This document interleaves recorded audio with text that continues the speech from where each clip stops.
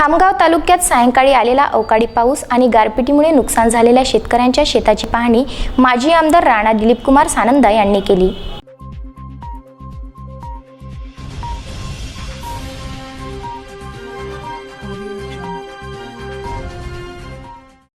खामगाव तालुक्यात मंगळवारी 17 मार्च रोजी सायंकाळी आलेल्या अकाली पाऊस व गारपिटीने झालेल्या नुकसानाची शेतकऱ्यांच्या शेताची पाहणी माजी आमदार राणा दिलीपकुमार सानंदा यांनी केली।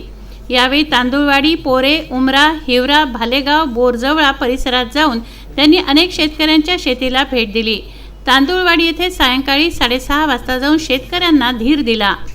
यावेळी त्यांच्या समवेत माजी जिल्हा परिषद सदस्य सुरेश सिंह तोमर, कृषी उत्पन्न बाजार समितीचे माजी मुख्य प्रशासक पंजाबराव देशमुख, चिखली येथील रामभाऊ सुरडकर, बुलढाणा लोकसभा युवक काँग्रेसचे महासचिव तुषार चंदेल आदी उपस्थित होते।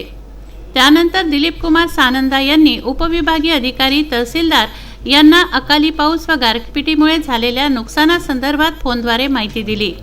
तालुक्यात झालेल्या नुकसानाचे त्वरित पंचनामे करून जिल्हाधिकाऱ्यांमार्फत शासनाला अहवाल पाठवण्याच्या सूचना दिलीपकुमार सानंदा यांनी दिल्या। नुकसानाचे पटवाऱ्यांनी प्रामाणिकपणे सर्वेक्षण करावे व बळीराजाला दिलासा द्यावा असं त्यांनी सांगितलं आहे।